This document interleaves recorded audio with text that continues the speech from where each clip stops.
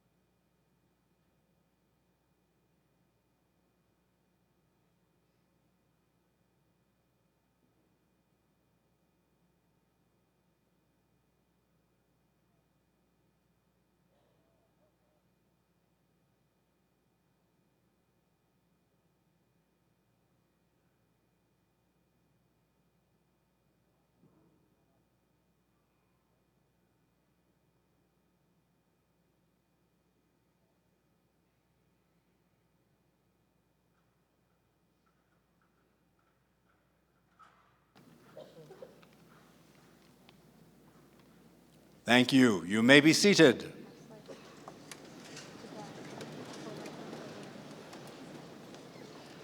Ladies and gentlemen, it is now time to introduce our Master of Ceremonies for today's event. Eric O. Levitt is the Chief Executive Officer of Levitt Group Enterprises, the parent company of the Levitt Group, a network of over 125 independent insurance agencies located in 17 states. The Cedar City native is a graduate of the University of Utah and the William E. Simon Graduate School of Business Administration at the University of Rochester in Rochester, New York. He serves on the board of directors of the Council of Insurance Agents and Brokers and Zion's First National Bank. He and wife Melissa are the parents of 6 children. Please welcome to the microphone the chair of the Southern Utah University Board of Trustees, Eric Levitt.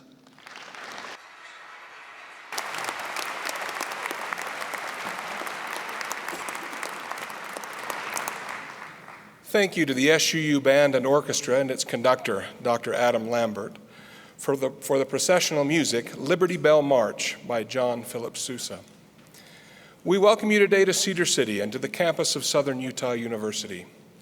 We welcome those who join us from the local community and those who have traveled some distance to honor President Scott L Wyatt as he is inaugurated as Southern Utah University's 16th president today, and to have a number of special guests join us today. We ask these special guests to stand now as they're recognized, and after I announce their names, we ask that you hold your applause until they have all been recognized. First, joining us on the podium today are Utah Lieutenant Governor Spencer J. Cox, Senator Evan Vickers, Representative John Westwood, Representative Brad Last, Cedar City Mayor Miley Wilson, Utah State Board of Regents Chairman Daniel W. Campbell, Commissioner of the Utah System of Higher Education David L. Buehler, former Commissioner of Higher Education and immediate past interim president of SUU, Dr. Richard E. Kendall, former Commissioner of Higher Education Dr. Cecilia H. Foxley, SUU President Emeritus Dr. Gerald R. Sherritt, Associate Commissioner of Planning, Finance, and Facilities and former interim president of SUU, Dr. Gregory L. Stauffer. Today's processional Grand Marshal and Mace Bearer and SUU Professor of English, Dr. James Ayton. Representing the delegation from other institutions of higher education today is Emporia State University's Associate Provost and Director of its Honors College, Dr. Gary Wyatt. SUU Faculty Senate President, Dr. Emily Dean. SUU Student Association President, Jeffrey Hertig. SUU Staff Association President, James Loveland. SUU Emeriti Association President, Terry Auger. Representing SUU's National Advisory Board, Stan Perry.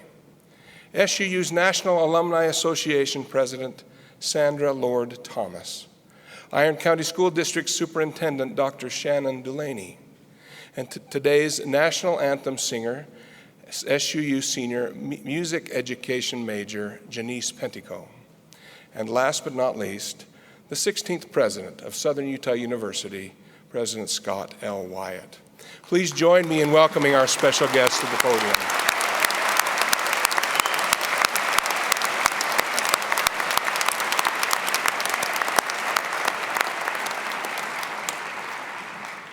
In addition to those on the podium, there are sitting immediately in front of the stage individuals that we would like to recognize. Again, please hold your applause until the introductions are complete.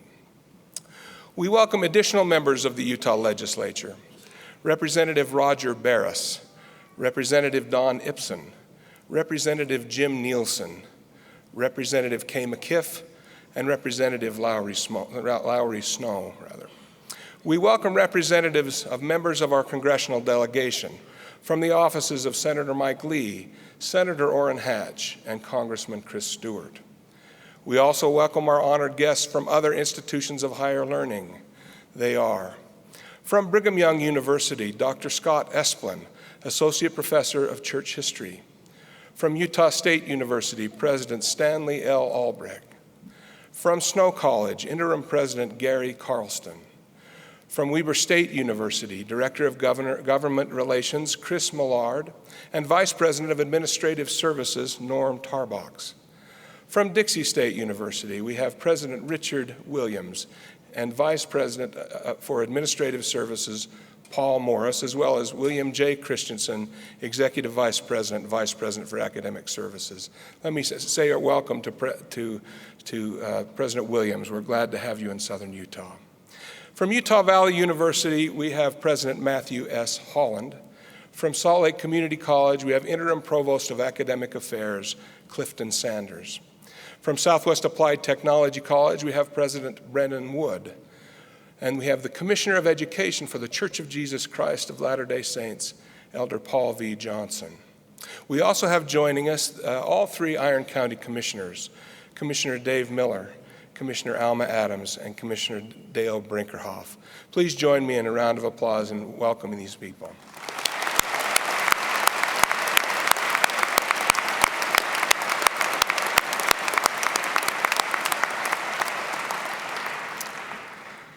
For those who have so graciously traveled from afar to join us today, there are a few things we would like you to know about this place.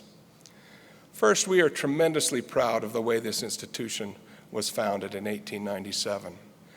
A community rallying together, pooling meager resources to carry the day in the face of the longest of odds and the thinnest of hopes. Our hearts are filled anew each time the story is told of those who created educational foundations for generations of those eager to learn. But the foundation that was created by these brave and committed people needed to be built upon.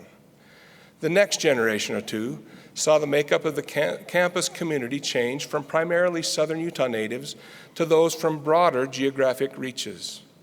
There were many who came from adjacent cities and towns like Loa, Bunkerville, Sigurd, Las Vegas, Salt Lake City, and Tooele. They received their education and were so smitten by what they saw and felt here that they elected to stay and help build upon the foundations which the founders established. My SUU heritage stems from two such young people who did just that. This institution and the local community were greatly benefited by those who brought with them disparate backgrounds and points of view. In the past 2 generations, the makeup of the SUU and Cedar City communities has changed further. During that time, we've seen the enrollment of SUU grow by more than 10 times. We've seen the population of Cedar City grow by more than 5 times. We've also seen a tremendous growth in the quality of SUU's offerings to students, faculty and staff, and members of the community at large. We've watched the value of an SUU education skyrocket. It is no coincidence that the most recent stage of SUU's expansion in size and in its ability to mold quality young people who are become amazing young citizens has been greatly augmented by a new generation of people who have joined us from a much broader geographic and cultural array. SUU's current faculty, staff, administration, and student body consists of individuals who have collectively lived in or been educated in every U.S. state and in over 30 other countries of the world. These people don't just come here from far-flung places for a short time, they stay. The Grand Marshal of today's processional, Dr. James Ayton, is representative of those who have come from afar and stayed. Dr. Ayton, a young Kentuckian, arrived here as a freshly minted PhD from Ohio University in 1980 and has spent his entire career at SUU. I reached out recently to Dr. Ayton and asked him why he is elected to spend his life in Cedar City and at SUU. With his permission, I will give an excerpt from his response. Quote, "I came to SUU in Cedar City in large part because of the most awe-inspiring landscape I'd ever seen. I fell in love with the clear blue skies and the red rocks of this place, and that love has never abated. I also found my life's research here. Over the years, I've been privileged to work with some amazing people, both in my department and around campus. I've watched this institution grow from its 2-year school roots into a real university whose vision includes all parts of the globe. I raised a daughter here and believe that she grew up in a safe but stimulating atmosphere and was provided a great foundation. No parent could want more than that." Dr. Ayton goes on, "While my personal political views have often been at odds with the prevailing view of this town and state, I have never felt unwelcome. People have treated me wonderfully here in Cedar City. I've lived here half my life, and according to Edward Abbey's definition, that makes me a local. I consider Cedar City as my home, and I always will." End of quote. The SUU and Cedar City communities are benefited by the perspectives of those like Dr. Ayton, who have come and stayed, whether they have come from Draper, Denver, or Dubai. The founders of this institution, those with the names of Webster, Bullock, Bladen, Perry, Dally, Jones, and Lay, all had only recently come to this unique and beautiful place from spots across the globe, all bringing different backgrounds, talents, and offerings. They did so unified in their desire to make a good place better. In our day, things are no different. We are all benefited in the same way by the inclusion of those who come from afar, with different backgrounds, talents, points of view, and offerings. We are here today to celebrate the beginning of an era, the Wyatt era. In the short time I've been privileged to work side by side with President Wyatt, I have had my conviction affirmed that he is someone who will take this university to a place where it will continue in its ascent to further greatness. It is a time of great excitement and expectation. We stand together with you, President Wyatt, and commit to you our unabated support and full effort. Thank you.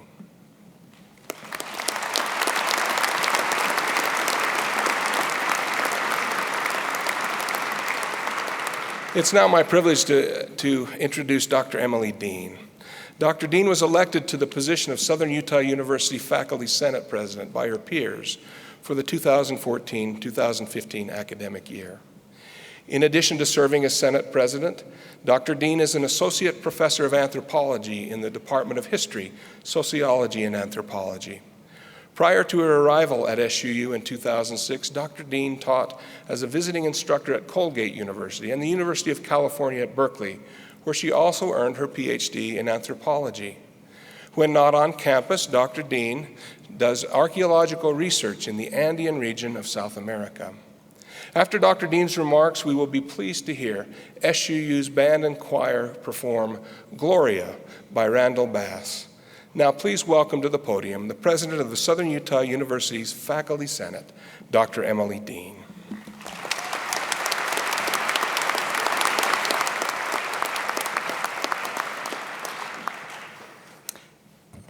Thank you, Trustee Levitt, for your kind introduction, and thank you to the Inauguration Committee for asking me, on behalf of SUU's faculty, to help welcome our new president, Scott Wyatt, his wife, Kathy, and their 4 children into our community. We are truly delighted to have you here, and I feel honored to find myself in such distinguished company. When Dean O'Driscoll asked me to say a few words, it seemed like an easy thing. Sure, 5 to 10 minutes, right? No problem, happy to help. After I had agreed, Dean casually mentioned, "Oh, and don't make it about the president. He doesn't want it to be about him." Pardon? Isn't this whole inauguration thing kind of about him? Anyway, a few days ago, I entered a low-grade panic when I realized that I really had no idea what I was going to talk about today.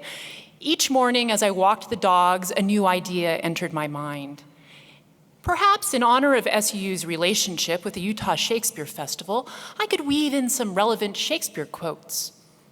"Uneasy lies the head that wears the crown." Henry IV, Part 2. No, that really wasn't sending the right message. How about, "Be not afraid of greatness. Some are born great, some achieve greatness, and some have greatness thrust upon them." Twelfth Night, our T-Bard text this year. Kind of overdone. Maybe men of few words are the best men. But no, that could be seen as sending a message. Or I could start off with a light bulb joke or two, just as President Wyatt himself did in a speech to faculty not long ago. How many academics does it take to change a light bulb? 1 to get the funding, 1 to observe and record the changing of the bulb, 1 to consider the theoretical implications of the change, 1 to write it all in understandable prose, 1 to edit the journal to which the first 4 send their article, and 3 more to peer review their work. But the light bulb will actually be changed by the administrative assistant. Thank you. But no, this isn't about my fear of public speaking or my attempts to hide behind the words of others. Despite what he says, this is about Scott Wyatt, the kind of man who asked that his own inauguration not be about himself, which I find commendable, who tells light bulb jokes to faculty assemblies, whose own speeches are blessedly free of football metaphors, who, when not presiding over universities, works on behalf of the victims of domestic violence. The kind of man who spent the first 100 days of his term listening to the concerns and issues raised by SU's faculty, staff, administration, alumni, community partners, and students. President Wyatt, we appreciate your communicative style of leadership, your willingness to learn, your frankness, and we encourage you to carry on as you have begun. I hope that as you work to build SU's future, you will find inspiration in the great things being done on campus by SU's students, faculty, and staff. We are fortunate to work on a campus surrounded by colleagues and students who define themselves not by what they hate, but by what they love. SUU is the kind of place where faculty and staff showed up in such great numbers at moving in day at the dorms that fights, polite ones, broke out over who would get to carry the suitcases and mini fridges up the stairs. It's the kind of place where over 1,000 students joined President and Kathy Wyatt as they dumped buckets of ice-cold water over their heads in order to raise awareness and money for ALS. It's the kind of place where the Inauguration Committee, Convocations, the Levitt Center, the Community Engagement Center collaborated to bring out the great poet Billy Collins and to create a moving 9/11 commemoration, campus day of service, and presidential convocation. Where one phone call to the appropriate campus office quickly resolves computer problems, facilities emergencies, grade submission issues, budget questions, or even parking permit requests. After working at large universities where this was decidedly not the case, let me tell you, it is a beautiful thing. SUU is a sort of place where, walking across campus as I have, one might find biology students dancing out the steps of mitosis and meiosis, dance students collaborating with writing students on how to choreograph a poem about American politics, or philosophy students debating Hegelian phenomenology. This is a place where faculty and students embrace innovative teaching pedagogies, such as experiential and service learning. For example, 3 students from SUU will soon be traveling to Nepal. 2 will intern at Butterfly House, a charitable organization that provides homes and educations to the children of incarcerated women, and another will be teaching canyoneering skills to Nepalese outdoor guides.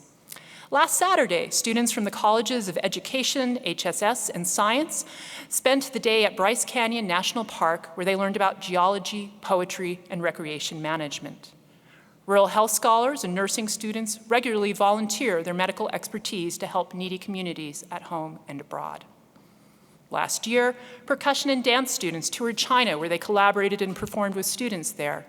Engineering students designed and built energy-efficient homes on the Navajo reservation. Needless to say, none of these amazing learning opportunities would be possible without the gifted mentorship and teaching of SUU faculty paired with the enthusiasm of their students. My colleagues are also doing amazing things with their own scholarship and creative endeavors. They are publishing on topics as diverse as the natural and cultural history of Utah's Desolation Canyon, Native American tribal recognition, cross-cultural studies of fatherhood, the economics of NBA basketball, the psychology of natural soundscapes, the genetics of cutthroat trout, the American Civil War, and human-computer interactions. They compose award-winning music, film award-winning documentaries, choreograph modern dances, write musicals for Broadway, exhibit their paintings, quilts, glass sculptures, and ceramics across the nation, and even design stamps for the US Postal Service. These impressive accomplishments do not mean that SUU isn't also a friendly and collegial place where colleagues offer to teach you how to bake French baguettes, figure out how to assess essential learning outcomes, and interrupt their own important academic work to answer such burning questions as, "Hey Dave, how do you translate go T-birds into Latin?" President Wyatt, you have a lot of amazing and inspirational people to help you as you strive to deliver on America's and SUU's promise. Good luck, and please let us know what we can do to help. Go T-birds, or in Latin, ascendite tonentes aves. Thank you.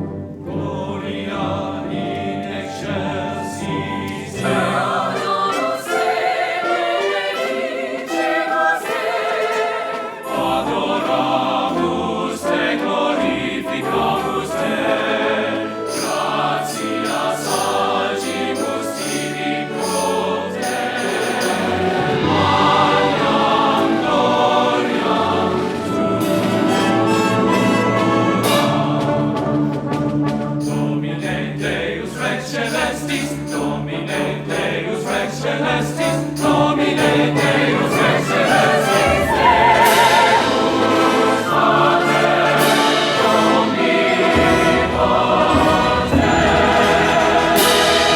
Omnipotens, Domini Unigenite,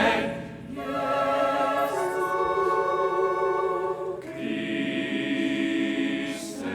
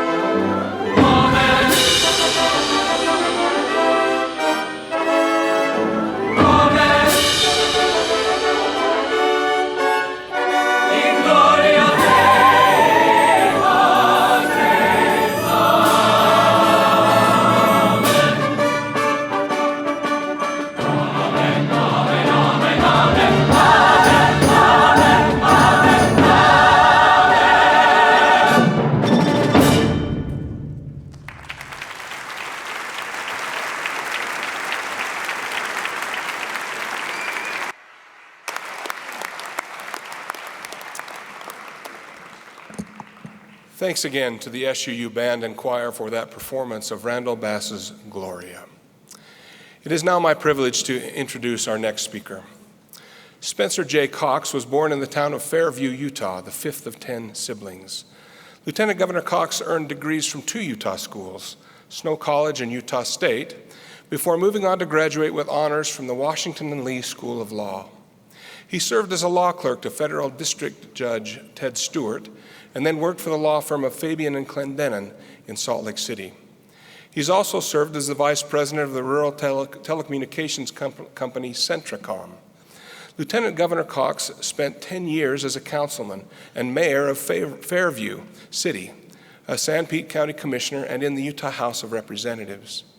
As lieutenant governor, he serves as the state election officer, legislative liaison, co-chair of 10 committees or commissions, and a member of 7 committees.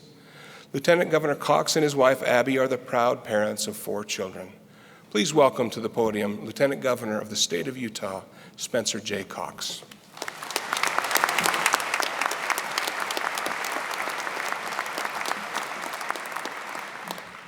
Ladies and gentlemen, President Wyatt, Commissioner Bueller, regents, members of the Board of Trustees, faculty, and students of SUU, it's an honor for me to be here with you today. Now, I know you're all looking frantically at your programs and realize that I am not on the program. And how dare they lengthen a meeting for a politician? And so I apologize for that and assure you that I will be brief. I made the mistake of running into President Wyatt a couple of days ago, dressed in a robe very similar to this on the BYU campus. And President, I still can't believe they let me wear one of these things. And we really need to get pockets in here.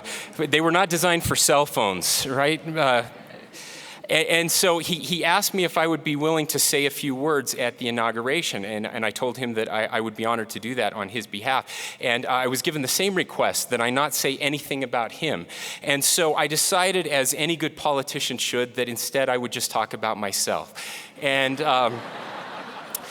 But then my wife, who is the 5th of 10 children, that was the only thing that was wrong in the bio. I'm the first of 8. We come from very prolific families. But my wife assured me that was a horrible idea.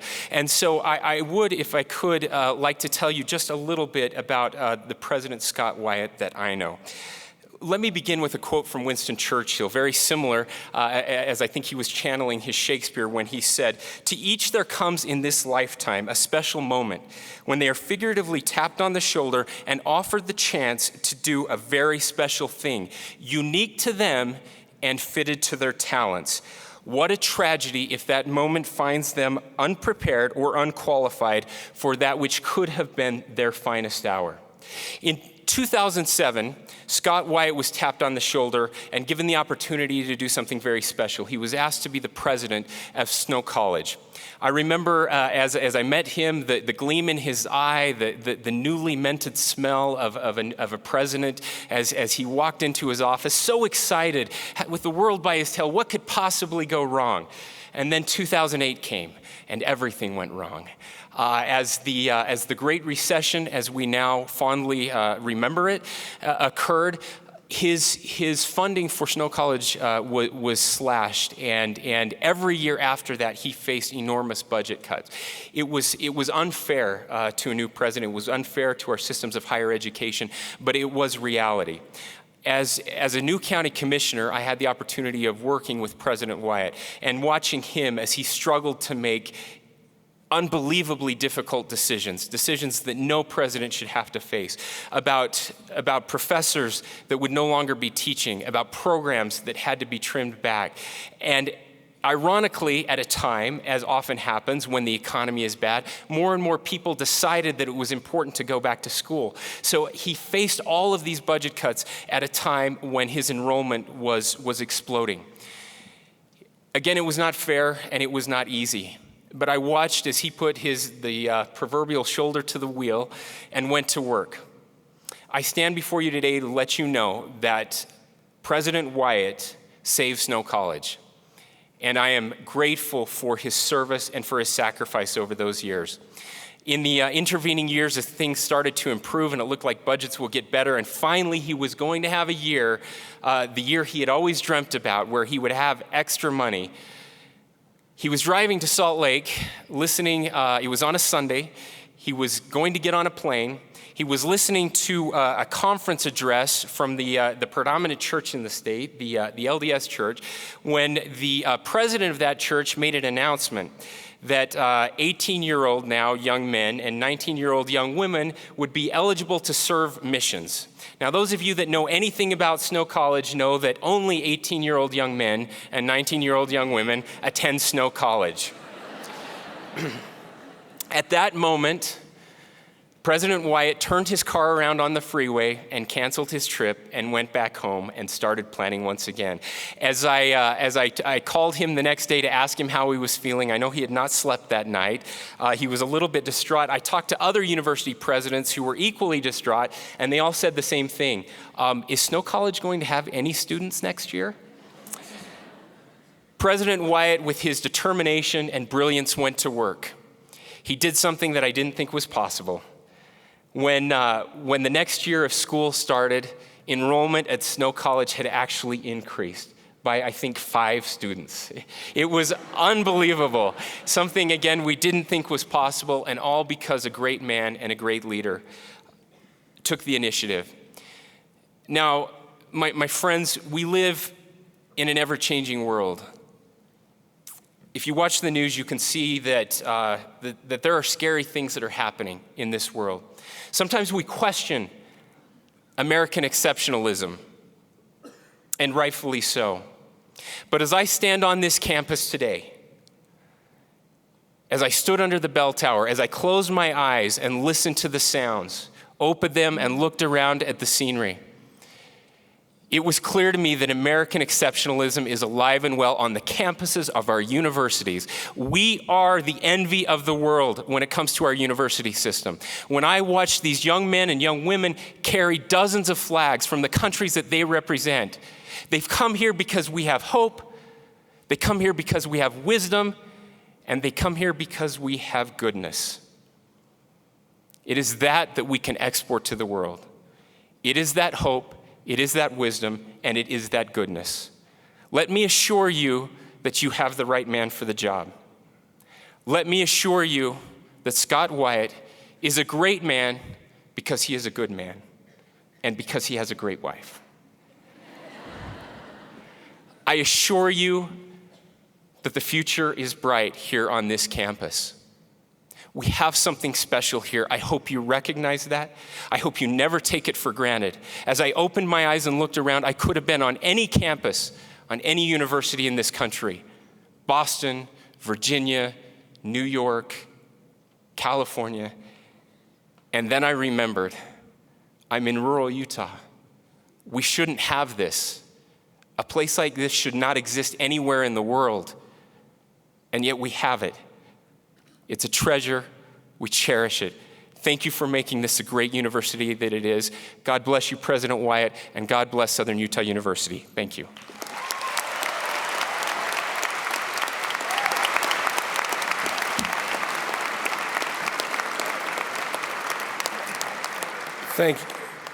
Thank you, Lieutenant Governor Cox. I just need to add that he is not a normal politician because dude didn't have a teleprompter. That was impressive. Even our president needs a teleprompter.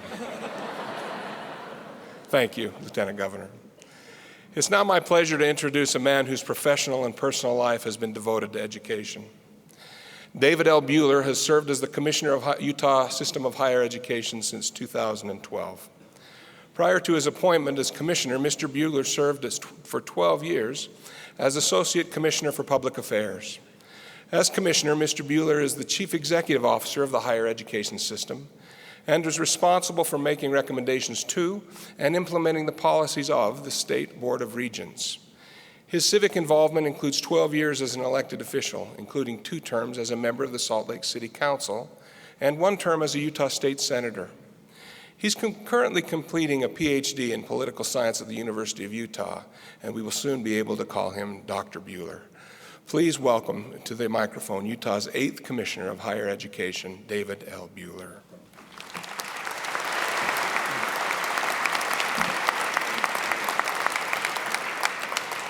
Thank you, Chair Levitt and Lieutenant Governor Cox, President Wyatt, Regents, and many distinguished guests and colleagues. It's an honor for me to be able to offer a few words at this wonderful occasion of the inauguration of Scott L Wyatt as the 16th president of Southern Utah University. I first got to know President Wyatt 26 years ago when he was still in law school and we were working together on the staff of a gubernatorial campaign. I was impressed then by his intelligence, work ethic, and his insight.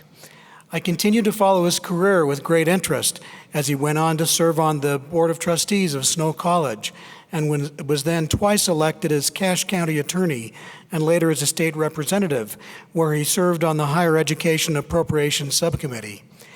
As you know, in 2007, he was appointed by the Board of Regents as the president of Snow College. And as was mentioned by Lieutenant Governor Cox, his accomplishments there greatly benefited the institution and helped to ensure its promising future. And now, after a rigorous selection process, he has been appointed by the Board of Regents as the president of Southern Utah University. I have no doubt that the same energy and drive and intelligence that have been the hallmarks of his remarkable career will be evident here at SUU. President Wyatt is a person of great intellect and integrity, and his entire career has been characterized by a willingness to ask hard questions and then find the best path forward. Southern Utah University has a wonderful history as well as an exciting future. It is an institution that continues to deliver on America's promise by educating and inspiring students not only from the local area, but from around Utah and across the nation and around the world. President Wyatt brings all he has learned throughout his distinguished career to this position, and he is very well prepared to lead this wonderful institution into the future.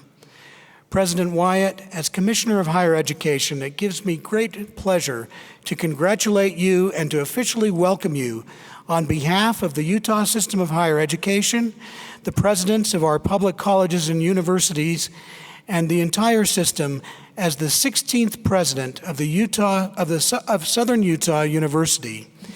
Your leadership will benefit not only this institution, but our entire system of higher education. Congratulations and best wishes.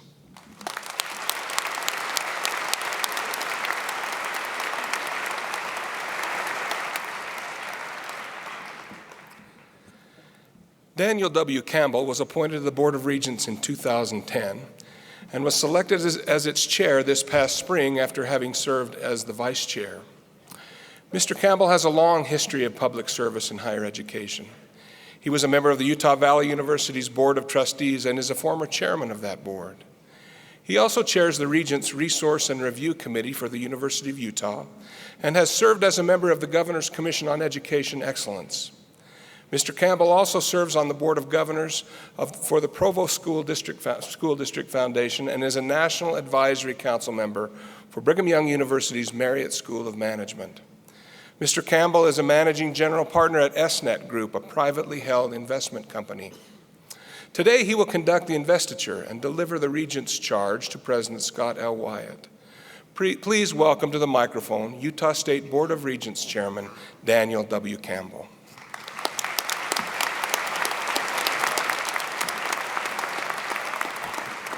Thank you, Trustee Levitt.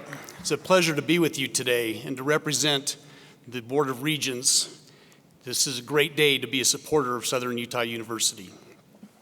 President Wyatt, you have come to Southern Utah University with a background of proven accomplishment as a college president, attorney, and legislator. The Board of Regents has full confidence in you to lead Southern Utah University honorably and successfully to continue delivering on America's promise. It is now my responsibility and privilege to deliver to you a formal charge on behalf of the Utah Board of Regents. President Wyatt, I draw your attention to 4 areas of focus as you define your agenda, set priorities, and meet the challenges ahead. First, educate and equip students to compete and excel in the world. Higher education is increasingly the path through which Utahns find knowledge and develop skills to compete in the world of work, as well as to provide employers a high-quality workforce. Southern Utah University has a proud history in our state in serving not only the immediate region, but the state as a whole. Help students complete their studies and finish their degrees. Dedicated faculty, deans, administrators, and staff who live the values of access, quality, and service to students will help fulfill these important goals. Second, cultivate SUU's areas of excellence, unique mission, and personalized learning climate. This institution has a focus on academic excellence and high student outcomes. SUU is a place where students from this region and also throughout Utah and the United States come to gain a high-quality education with a residential experience in one of the most scenic locations in the nation. Continue to foster areas of academic strength in education, science, business, humanities, social sciences, and the performing arts. Third, build the institution. To meet the needs of our state and to have a sustainable future, SUU must grow its enrollments and develop an updated, comprehensive strategic plan. I am not speaking of growth for the sake of growth, but measured, responsible growth. A new strategic plan, which will involve the institution's stakeholders, will help guide decisions to build upon the institution's many strengths. Fourth, continue to listen as part of your leadership style. You began your presidency with an extensive 100-day listening tour. This is commendable. Listening to students, faculty, staff, and the community will continue to be important to your success as president. As you have in the past, working collaboratively with your colleagues in the Council of Presidents will help foster excellence. Work closely with the Commissioner of Higher Education, Board of Regents, Southern Utah University's Board of Trustees, university alumni, the governor and legislature, business and local leaders, and K through 12 public education. Your collaborative approach and willingness to listen will continue to serve you well. President Wyatt, you set the tone and standard for this great institution. A man of strong character, optimism, integrity, intellect, ability, and experience, you have our full confidence and support as you build upon Southern Utah University's past successes for a bright future. I would like to add just a few comments. The Board of Regents undertook an extensive and rigorous process to find the 16th president of Southern Utah University. The Presidential Search Committee, which also included representatives of the Board of Trustees, administration, faculty, alumni, supporters, and community members, looked far and wide and considered nearly 70 potential candidates from across the country. Ultimately, we found that the best person to lead this university was this capable person who has so many contributions to our system and state. Already you have shown that this confidence has been well placed. President Wyatt, as you lead this university, you will be assisted by a very capable and supportive spouse, Kathy. We appreciate her and her many contributions to the university. Please know of my personal support and highest regard for you. President Scott Wyatt, please join me at the podium.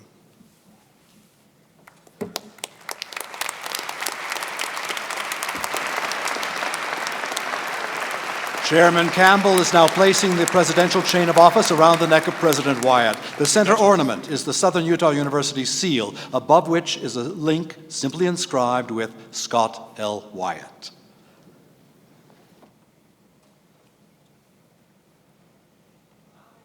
To a musical selection by the SUU Symphony Orchestra, choir, percussion ensemble, and dance ensemble, directed by Dr. Kevin Baker, Dr. Lynn Vartan, and Dean Shauna Mendini.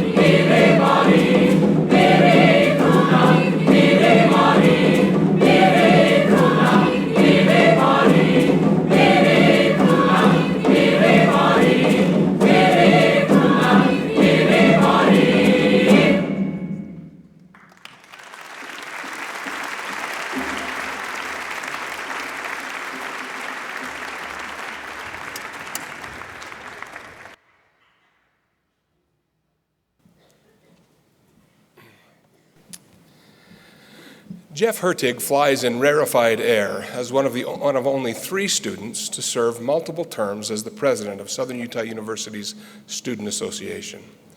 Jeff is now in his 2nd year as student body president and as controller. Jeff graduated with his bachelor's degree in accounting last spring and is on track to graduate with his master's degree of accountancy degree this coming May.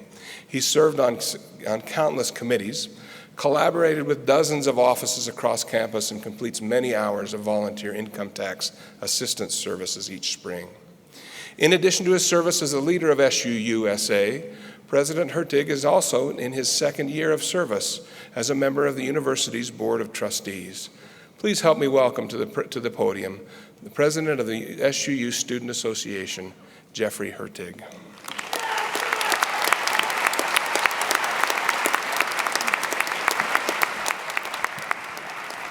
Thank you, Chair Levitt. As President Wyatt was preparing to come to campus, I had the opportunity to sit down with him and discuss the amazing students we have here at SUU. Thank you guys. I hadn't had much interaction with him, and I honestly didn't know what to expect. But by the end of the conversation, I knew that he cared about SUU and especially the students. It's clear to see that higher education is in President Wyatt's blood. As an undergraduate at Utah State, he served as the student body president and student member of the State Board of Regents. Very impressive. Later, he graduated with his JD from the University of Utah and went on to be a prosecutor and eventually a partner at the law firm Daines and Wyatt. While working 60 to 80-hour work weeks at the law firm, he also found time to provide over 2,000 hours of free legal counsel to students on the side, which makes you wonder if his wife Kathy ever saw him.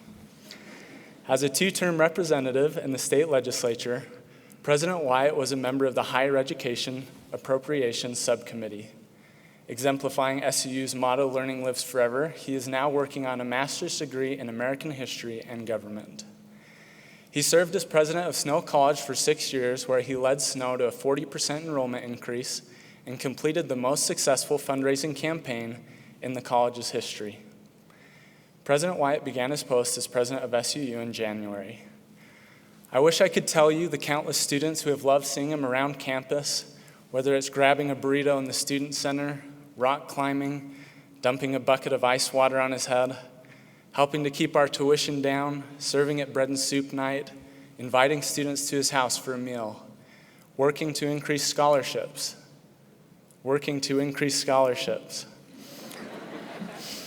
stopping by a club meeting or guest lecturing in a class. All of this while honestly and openly answering student questions and concerns. President, I think I speak for everyone when I say we are behind you 100% and can't wait to see what the future holds for SUU. We now officially welcome you, Kathy, and your 4 children and your grandson, Charlie, as official members of the T-Bird Nation. Go T-Birds.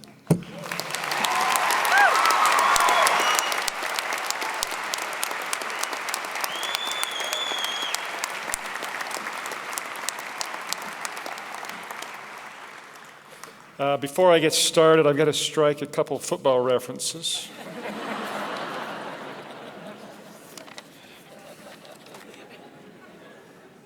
I didn't make the team. That's why I don't talk about it. And it looks to me like I'm the only one who's going to follow the directive of not talking about me.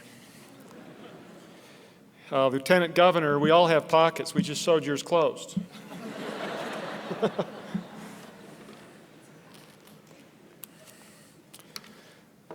Well, I would like to introduce one person, if the lights could come up just a little bit.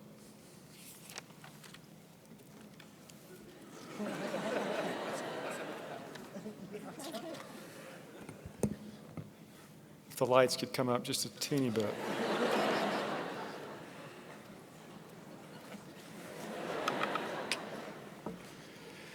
I will mention her in a moment, but I'd like my mother to stand.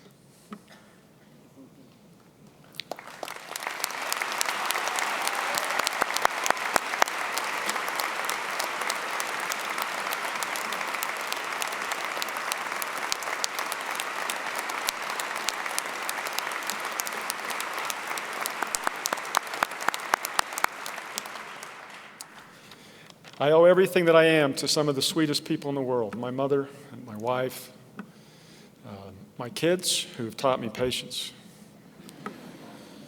and the most beautiful grandchild in the world who's going to make us very proud and is sitting back there, and I haven't heard a peep yet.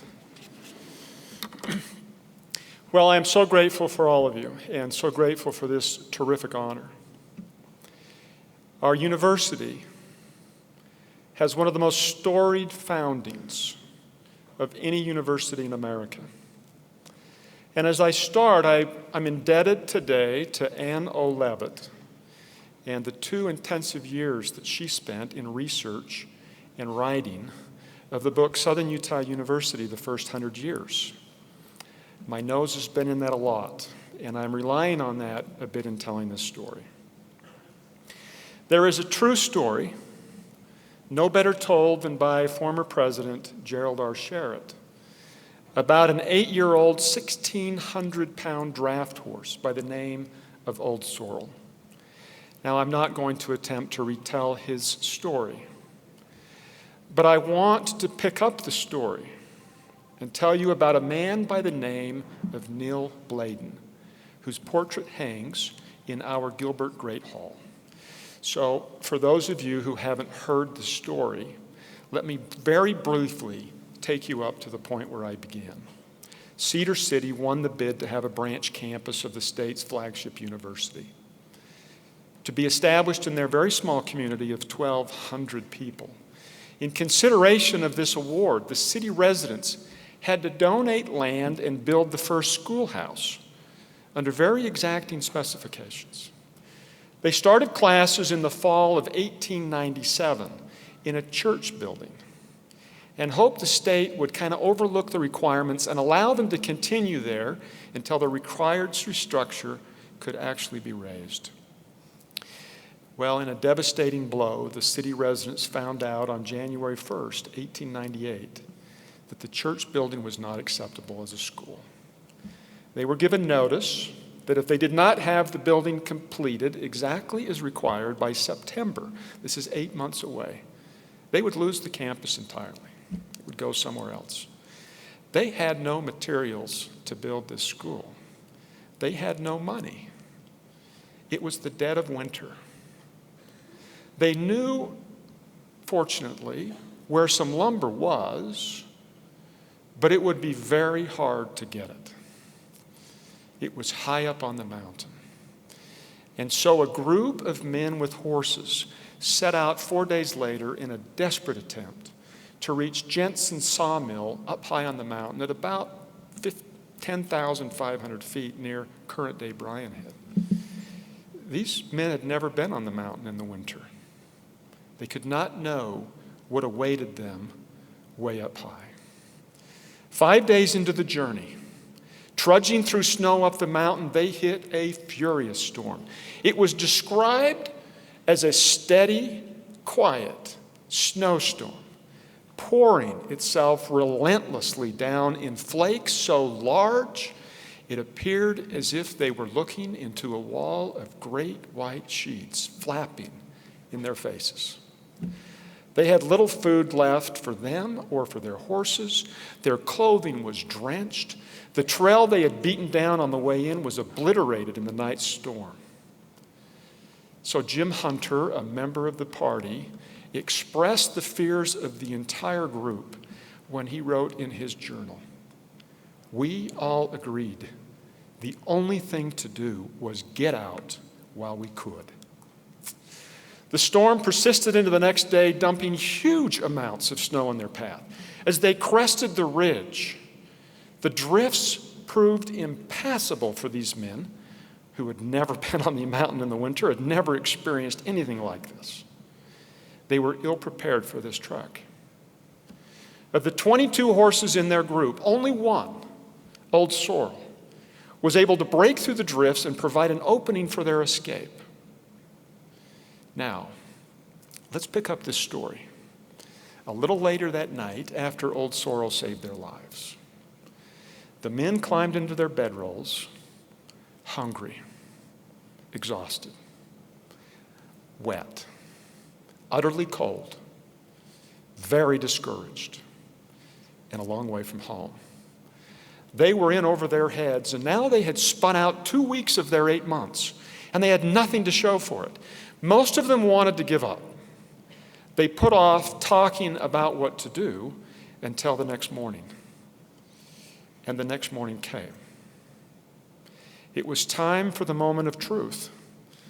The town's branch campus hung on the outcome of what these 15 men would decide. Most of them wanted to quit and head for home. To continue the endeavor meant they would have to return time and time and time again to the top of this mountain and bring the lumber down. They had barely survived the previous day and were not interested in tempting Mother Nature any further. As the conversation heated up, the men taking sides, Neil Bladen, who had been pushing the others to continue, jumped up on a wagon and, standing above the rest, full of spit and resolve, cried, "Well, go home, you damn tenderfeet. We'll get along without you. We'll get the lumber out ourselves." Ann Levitt said I could do that. It's her book. Most did head for home, hoping to never see the top of that mountain again. Bladen and the 4 others stayed on. Over the next days, these 5 men returned to their wagons, buried deep in the snow on the mountain, and with great difficulty brought down the first load of lumber. Their appearance in town with boards in tow ignited a community hungry for education, and the endeavor was afoot. Blacksmiths, commandeering every piece of scrap iron in town, worked around the clock to fashion new homemade bobsleighs. Women worked at a frenzied pace to make warmer clothing for the workers. A steady stream of food found its way from kitchens to wagons, and the men returned to the mountain. Soon, women and men were making bricks out of one at a time out of the cold clay in the dead of this winter. Men were carving stones for the foundation, and families mortgaged their homes to pay the teachers' salaries, all on a gamble that they could get this done. Neil Bladen and the 4 who dared to go back up the mountain saved this university. And then other women and men saved it with effort equal to his in 100 other ways. This community built this university. They rightfully feel some ownership of it. Today, we invited the community, alumni, to join with us in this celebration, and many marched in the procession. Now, I'd like to say something about Neil Bladen. As one who has been caught high on a mountain in winter storms myself, I can say with some experience, it is one thing to walk off a mountain alive after nearly losing your life. It is another matter altogether to turn around before your clothing is hardly dry and walk right back up into the breach. Why did Neil Bladen and the others risk their lives for this school? Why did this entire community of miners, farmers, and ranchers, who did not need a branch normal school in their community for them to make a living, go back up the mountain, mortgage their homes, dig clay in the frigid winter earth, carve stones out of frozen mountains, pound nails throughout the summer when they should have been working their farms or ranches, and 100 other things? They all went back up the mountain. It's a great question. Why did they do it? Theodore Roosevelt was the White House's most prolific writer. By my count, he wrote and published 39 books, many of them about the West. He described the settlement of the West as the great epic feat in the history of America. It was to him a record of men and women who greatly dared and greatly did. They faced all odds, head on, driving wagon trains across plains and mountains, pulling hand carts, burrowing mines, plowing fields, digging irrigation canals, so that they could build communities in this dry, lifeless desert, even on red sand? Well, we need to try to see all of this through 19th century eyes, not through our own. This landscape that we are so privileged to live in is of incomparable beauty. Tourists come here from all over the world to gaze at it. It is a wonderful thing. Looking out the window of our air-conditioned cars or hiking along improved trails with North Face gear and purified water with energy bars and all varieties of prepared lightweight snacks in the summer and fall, or early in the day and late in the day when it's summer and too hot outside. But it was altogether different to the hardy 19th century pioneers who had to make a living in it. Ebenezer Bryce, for whom Bryce Canyon was named, described the landscape well for these pioneers who were living off the land when he said, "It's a hell of a place to lose a cow."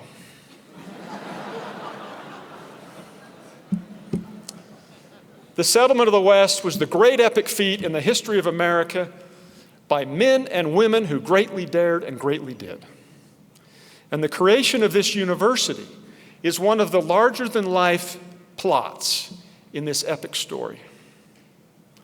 I want to return to this question of why the founders of our university went back up the mountain in such a daring feat in the dead of winter. I don't believe it was so they could make a better living.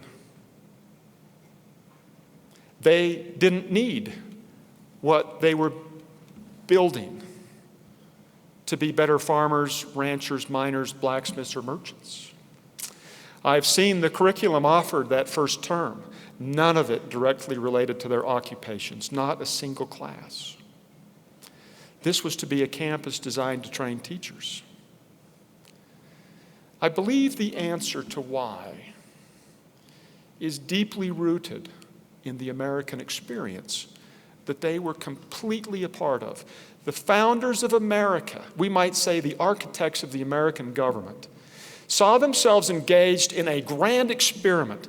They were creating a society where people would ultimately be considered equal, protected in their God-given inalienable rights, and empowered to govern themselves. It had never been done before. All prior attempts to do anything like this throughout history failed. And when democracies failed, what followed was scary.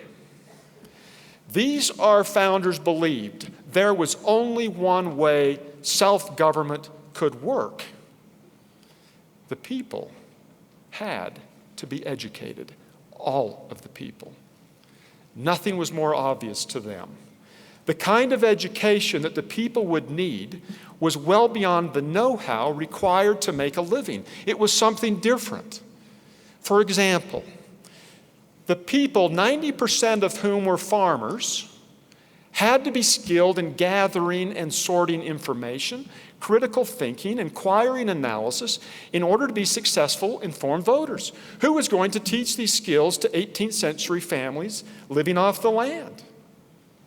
It was a concern about who was responsible to educate the people for this democracy that led John Adams to write into the Massachusetts state constitution, and I might add that he was clearly referring to what we now call public and higher education. Adams wrote, and the state adopted these words in their state constitution: "It shall be the duty of legislators and magistrates in all future periods to cherish the interests of literature and the sciences, and to countenance and inculcate the principles of humanity and general benevolence, public and private charity, industry and frugality, honesty, good humor, and all social affections." We will teach all social affections. This is an education for a people engaged in their form of democracy, not just looking for a job. Thomas Jefferson said, "A people who want to be ignorant and free want what never was and never will be." George Washington might have been the least educated of the founders. He so valued education for the next generation of Americans that he made the largest donation ever up to that point in our history, $20,000 to a university. In fact, it's the same one our Lieutenant Governor Spencer Cox graduated from, now known as Washington and Lee University. They appreciated his donation so much, they tacked his name on it. If education was required to maintain this new government, what was the outcome they hoped from it? What was the goal of the government itself? Well, fortunate for us, 56 of our brightest answered this question on a very hot and muggy July day in Philadelphia of 1776. The purpose of the American regime, they said, is to protect our inalienable rights of life, liberty, and the pursuit of happiness. You know what life is, and you know what liberty is. Lest we confuse our current day common understanding, or I might say misunderstanding, of happiness with the founders of this nation's understanding of happiness, let us look to twice Pulitzer Prize winning author David McCullough, who tells us that happiness to the founders meant education and the love of learning, the freedom to think for oneself. That's the pursuit of happiness. This might explain why Jefferson took John Locke's earlier statement, life, liberty, and estate. Now, estate means the same as property. And changed it in his draft of the Declaration of Independence to life, liberty, and the pursuit of happiness. He changed it from property to happiness, which is a change from accumulating wealth and things to enjoying an educated life. How about that? Education as the means and education as the ends. I think that's pretty cool. None of my 4 grandparents got past the 9th grade. My mother, who is here today, grew up on a small farm in Mink Creek, Idaho, where her parents were poor subsistence farmers living on land that had been homesteaded by Danish immigrants. Her family only had a few books when she was a child, maybe 4 or 5. They were church books. But she had a library card.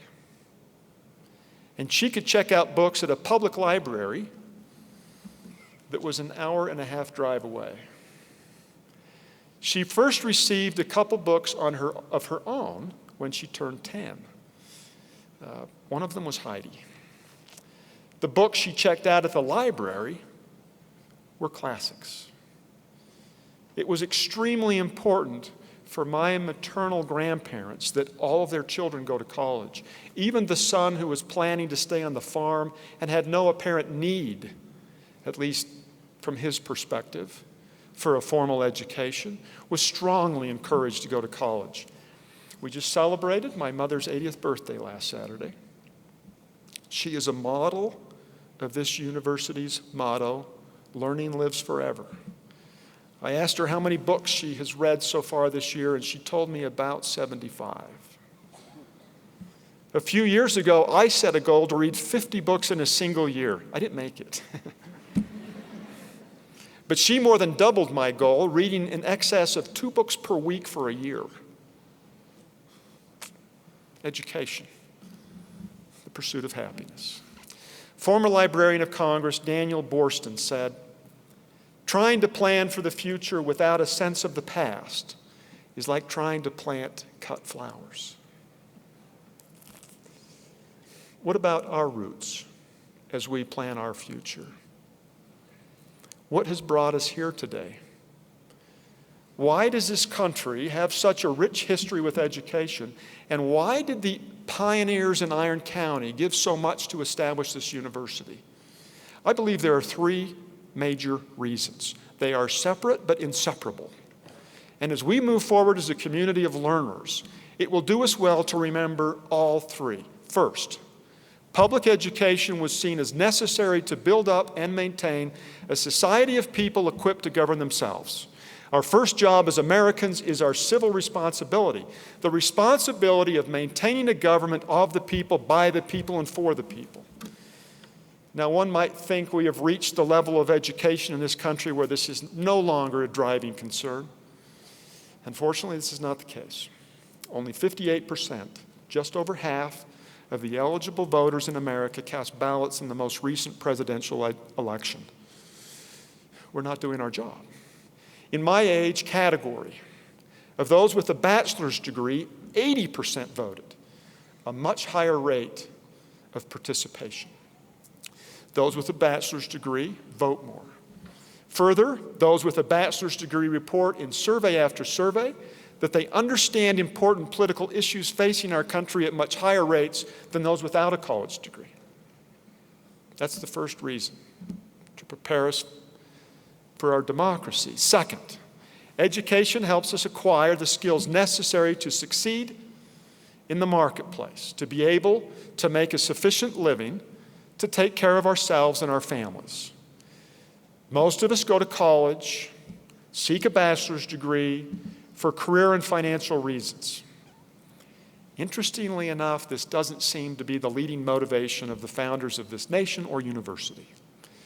But it is an extremely important part of what we do today. Studies continue to reveal that college graduates make substantially more money and have increased job security than those who don't earn a degree. The third reason for this university is to deliver Thomas Jefferson's promise, or more accurately, the unanimous America's promise, memorialized by the 56 people who signed the Declaration of Independence, that the government would preserve life, liberty, and the pursuit of happiness, with happiness meaning a life of education and the love of learning, the freedom to think for oneself, to be able to read and understand great literature, appreciate art, enjoy a Shakespeare play, and have it inform our lives, to look up at a mountain and understand something of how it was formed, to recognize the name of a wildflower, to understand the economy, to understand and appreciate people and ideas of other cultures, to engage in a deep, intelligent conversation about important issues of the day, to gather in the Gilbert Great Hall, as hundreds of us did yesterday, and listen to the brilliant Billy Collins as he read his poetry and to be thrilled by it. And it works. Current research supports Jefferson's correlation between education and what we will describe as the pursuit of happiness, or as Aristotle might say, human flourishing. On the whole, researchers have found people with a bachelor's degree, regardless of income level, regardless of their employment, report higher levels of happiness, live healthier and longer lives, volunteer more in their community, are more informed voters, are less likely to need public assistance, and are less likely to commit crimes resulting in prison sentences. And also, they incidentally contribute back a higher share of the public tax burden. This is what we do. All who work here or contribute to this cause in any way, we support our country's form of democracy, a republic. We prepare people for self-sufficient lives, and we help them flourish with a life of increased meaning. A custodian or a bookkeeper or an office assistant who works here may be doing similar tasks as the custodian at a shopping mall, but it is a completely different job because we are delivering America's promise. This is what we do. It was, I believe, for this purpose that in the dead of winter of 1898, miners, ranchers, and farmers who could never enroll at the branch campus went back up the mountain, risking their lives and jeopardizing their fortunes. These people who dared greatly inspire. How do we follow? How do we show our gratitude to these founders? Let me continue with what Teddy Roosevelt said. when we pay homage to the hardy, grim, resolute men and women who with incredible toil and risk laid deep the foundations of the civilization that we inherit, let us steadily remember that the only homage that counts is the homage of deeds. These founders of our community and university should be an inspiration and appeal, summoning us to show that we too have courage and strength, that we too are ready to dare greatly. If, as librarian Borston says, flowers need roots to grow, it is also true, as our students who work on our grounds crew can attest, that even the most beautiful garden doesn't tend itself. It needs constant flourishing. Today, we need to dare greatly, for all the same reasons, just as much as the founders greatly dared and greatly did. We are as important today as they were in their day. I believe that usually the best vision for a university is found already with the people here, not brought in by somebody new. It's here. You don't need me for a vision. As I moved through my 100-day listening tour last spring, and then worked my notes and thoughts over the summer, I found so many things to focus on, opportunities and challenges, including growth. We need to grow, and we need to do it right. Accreditation, general education, our new strategic plan, liberal arts, future buildings, STEM, capital campaigns. All of these and many more are important. But for a driving initiative that undergirds and overarches all the rest, I would like to focus my energy on one thing and invite you all to join in the effort. First, let me just say something about this spectacular university that has more national prestige than local clout. U.S. News and World Report just released this past week new rankings and moved Southern Utah University from the 71st to the 58th best regional university out of 783 public and private regional universities in the West. Not bad.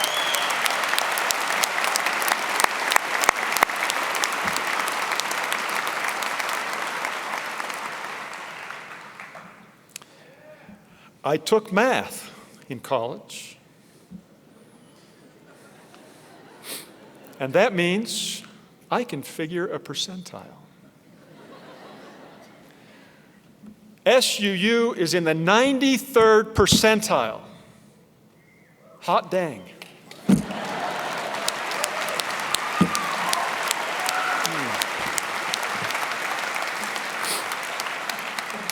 After 2 swear words, I thought hot dang is just going to have to do. My mother's here. My grandchild is here.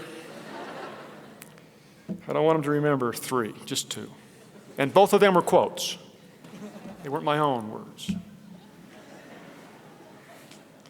One of the reasons for our national stature is the increasing graduation rate that those of you already here have achieved. Over the past 5 years, Southern Utah University's student completion rate has increased an astonishing 47%, from 36 to 53 on time. If we focus on this strength of helping students not merely enroll, but complete their education, start their careers, and pursue their dreams, I am confident we will be able to reach a 70% completion rate on time. This will further distinguish Southern Utah University among the best public universities in the country. It will be a better rate of student success than any public university within 13 western states. And the primary beneficiaries will be our students. And when they are succeeding, It is a sign that we are succeeding. In order to increase our graduation rate, we will need to continue going back up the mountain. It took considerable effort for this university to go from 36 to 53. It will take more of the same to go from 53 to 70. This will require us to take a holistic approach. It will require us to chisel away at the silos that have been built up unintentionally all across our university. In order to reach this goal, I invite all of you here to join in. I ask our exceptional faculty to go with us back up the mountain. You have distinguished yourselves with excellent credentials, teaching, research, and publications. You're an impressive group of people, and you own the education here. Please imagine new and creative ways to draw your students in, reinvent the way we deliver general education, become more collaborative among disciplines. It's happening. If we are to produce students who are liberally trained, then we should do our very best to be liberal in our methods. By this I mean less siloed and more integrated in courses among the various disciplines and the use of new best practices. The essential learning outcomes are not tied to one discipline. They're cross-disciplinary. Here's an exciting idea beginning next fall. This is rolling out.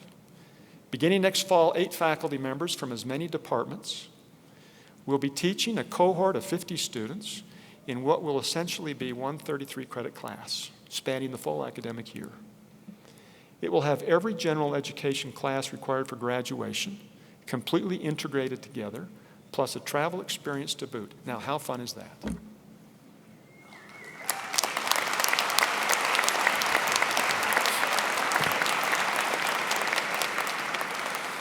You are inventing, you are thinking, you are being creative. We need to keep it up. Provost Brad Cook is offering to all faculty members 1 course per year of your choosing to test new teaching ideas and methods, and know that if it doesn't really work, the course evaluations will not be held against you.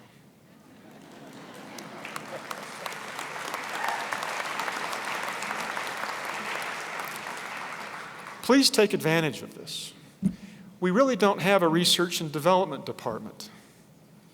The entire university is our research and development department. I ask our dedicated staff members to go back with us up the mountain. You are highly skilled and provide a wonderful service to this university and to our students. I think President Marvin Dodge's least favorite line might be, well, that's the way we've always done it.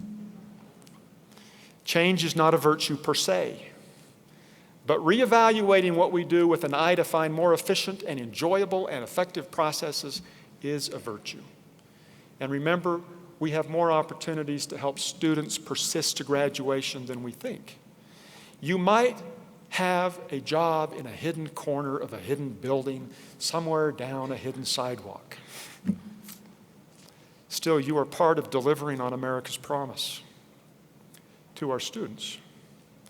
I've told this story before, but a friend of mine retired after 30 years as a custodian at Snow College. We added up the number of students he had a chance to engage with over the course of his career, and it exceeded 3,000. That's a lot of students that he hired, trained, or supervised. What an opportunity to mentor and encourage. And what if you only have an opportunity to engage with a small few each year? Take it. Be wonderful for somebody.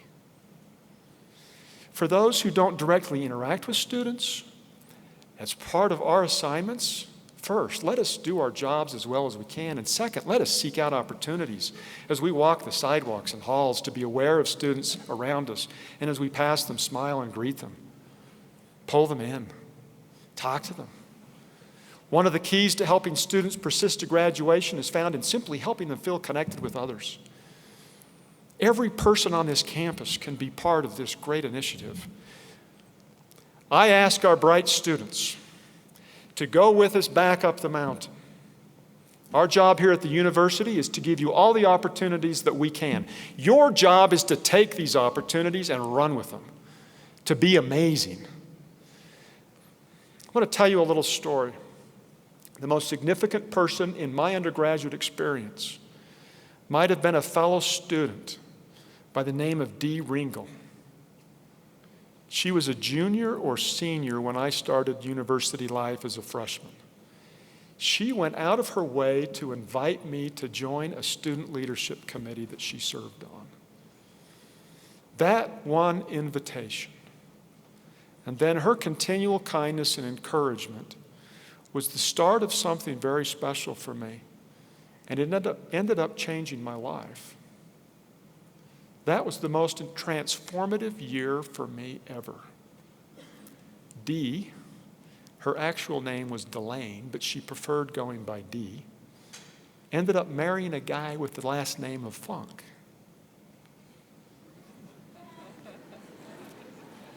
Her name became Defunk. I hadn't seen Dee since my college days until the week before school started. Just last month, she came to USU, she came to SUU, freshman orientation. We were students together at SUU. She came here to this freshman orientation with her daughter to drop her off, and she found me and asked if I remembered her. She had no idea how much of a blessing she was to me. And I had a difficult time holding back my tears as I took the opportunity to tell her how much her small acts of kindness meant to me. Dee was amazing to me. She reached out. Students, please, those of you here, please reach out to others and reach out to your own ambitions. This is your life. Go for it. I asked the members of our community and alumni to go with us back up the mountain. We cannot succeed without your help. It was this community, it was your community that gave our university life. And it will be your community that will sustain it and help us thrive. There are so many ways you can be helpful. Supporting our students' performances, employing them, mentoring them, encouraging them, getting them out of your basement and getting them to class. Donating needed funds for scholarships, programs, and buildings. Just think about what you can do, any small thing. As a side note, you might be interested to know that the state used to provide a full 70% of the cost of educating our students here. Now they provide less than half. Tuition and donations cover more than half. In conclusion, as we go back up the mountain together, as faculty, staff, students, and community members, there will be storms in our path. But we will bring home the lumber. We will grow in a manner that contributes to the quality experience here. We will deliver an even more innovative and relevant education. We will lead students to rates of success that no other public school in our region can match. And finally, our America will be better because of what we do. I want to tell you how grateful I am to be associated with each of you. I have developed a deep love for this university. Kathy and I have been so warmly welcomed by you. Thank you.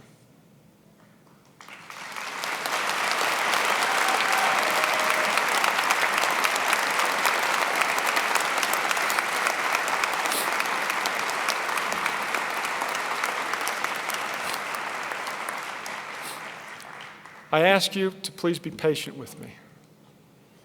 I still make mistakes. And I am still listening. And I am still learning. It is such an honor to serve with you in helping to deliver America's promise. And as we do, please dare greatly as our founders did. And we will greatly do as they did. Thank you.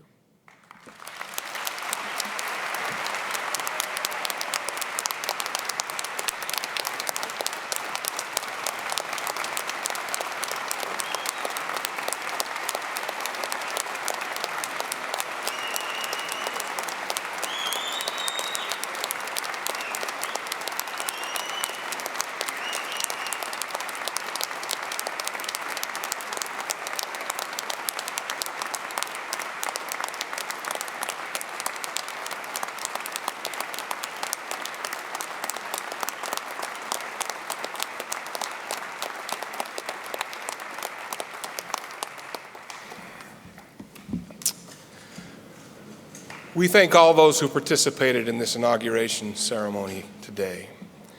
We express again our gratitude to those who've traveled from afar to join us and to honor President Wyatt. We congratulate President Wyatt and wish him the very best and assure him that we are with him as we go back up the mountain. While this concludes this celebration, the festivities continue on the multi-purpose center quad just outside the Centrum with the inauguration celebration that begins at 3:30 p.m. The party continues tonight. We were planned to be on time, yeah. I'm guessing they're waiting for us, though. The party continues tonight at 8 p.m. with Forever Red, a party not soon to be forgotten. It will be held at the Upper Quad and features a performance by Chuck Negron, formerly of Three Dog Night. Tomorrow at 10 a.m., we will be having the homecoming parade down University Boulevard. And at 4 p.m., the homecoming tailgate party begins outside Eccles Coliseum. The capstone of homecoming begins at 6:05 p.m. with the football game at Eccles Coliseum. We encourage all to join together to cheer our mighty T-Birds on as they take on the South Dakota State Jackrabbits. We look forward to seeing you there. Thank you for being here. Go T-Birds.